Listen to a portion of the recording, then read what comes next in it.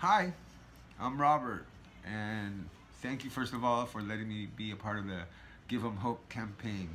Um, when I was asked by David, I was like, wow, what an opportunity, what an honor. And I thought about it, and then when I sat down to record this, I was like, what am I going to talk about to give them hope? Because believe it or not, I've been where you are.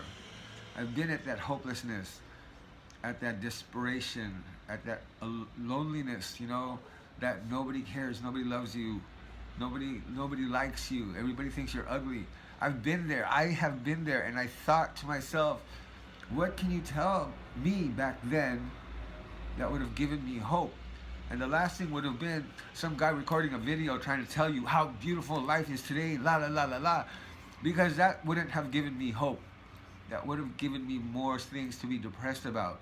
So I'll tell you what I was hopeful for in those days. I was hopeful for the freaks like me. I was hopeful for the rebels, for the bad boys, for the drugs, for the activities that were not right, because it made me feel like something I was on my own, like I owned it. And I know what it's like to be hopeless and to feel alone. I know it from like in the pit of my soul. I can feel it still because I'm you. You're me. And to give you hope is it's like an impossible thing when I think about it. But when I think how it helped me to get out of this situation was when I found somebody else that was in more despair or more lost or more pain than I was. And then I felt hope because I felt some kind of camaraderie. I felt some kind of, I can help this person because I'm going through the same thing. Or I can help this person because I know what they're going through. So what gave me hope was finding people like me, because there's people like you. Trust that. You're not the only one. You're not. That's why this campaign is so important. You are going to be an inspiration to so many people. In fact, your story, whatever it is my reason for having hope. I have hope because I find people who need my help or who come to me for help and advice, and I turn to them and I say, listen, do it like this. And then I think about it and I'm like, wait a minute, how come I'm not doing the same thing? So then I've realized that I give good advice. Do I follow it always? No. That's the weird thing. But then I think now I do. I follow the advice that I give to people because I have hope. Because that when I find somebody who needs more help than I do or is in the same boat as I am, being together is what gives me hope. I mean, I've come through drug addiction, homelessness, prostitution, jail time, everything that you can think of under that like black sheep cloud. I've been there. I've tried to commit suicide more than one time. I've overdosed on drugs on purpose and not on purpose. I've done it all. I've contracted STDs, and I like have not had anybody to turn to. And I think that what is important for you to understand is that if you feel fat, if you feel ugly, if you feel ashamed of something about your body, if you feel uncomfortable because you're gay or straight or whatever it is, you are different. But the thing is, we're all different. So in some sense, we're all the same. What you got to remember though is that you can give somebody else hope. You're not alone on this. So when you turn around and you're like, oh my God, no, you feel lost. I get it. I really, really do get it. But hold on to the idea that you could help somebody else. That you can one day maybe turn around and make a give them hope video yourself.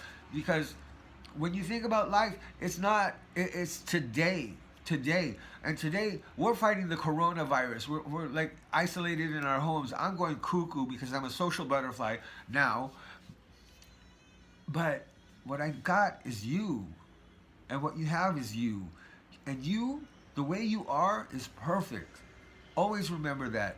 And perfectly able to help somebody else who needs help as well. So remember that by giving what you have, you get it back tenfold, 12fold, whatever it is.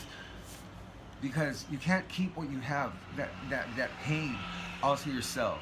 You have to share it, and you have to share it with somebody else, and somebody else can help you, and vice versa.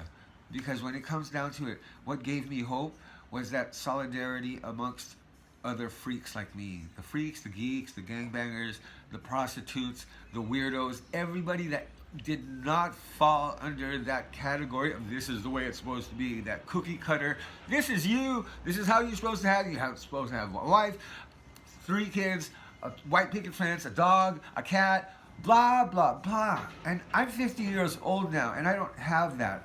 I have a husband, and I have a dog, and I have a beautiful, beautiful life. And my family, I love them. My friends are incredible, and they're freaks, one way or another. But I want you to let go of that insecurity that you have, because I know it's so strong. It's really difficult just to say, let it go. But one thing I gotta tell you, when I stopped caring what people thought about me, I was free. I became free as a bird, because it was like all of this judgment I had upon myself because I was supposed to look like this, I was supposed to do that, I was supposed to be straight, I was supposed to be like, yeah, macho man.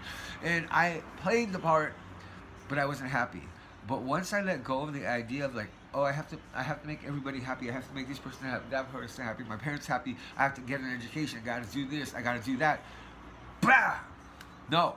Once I let go of that, and I started to say, you know what? I don't really give a fuck what you think of me.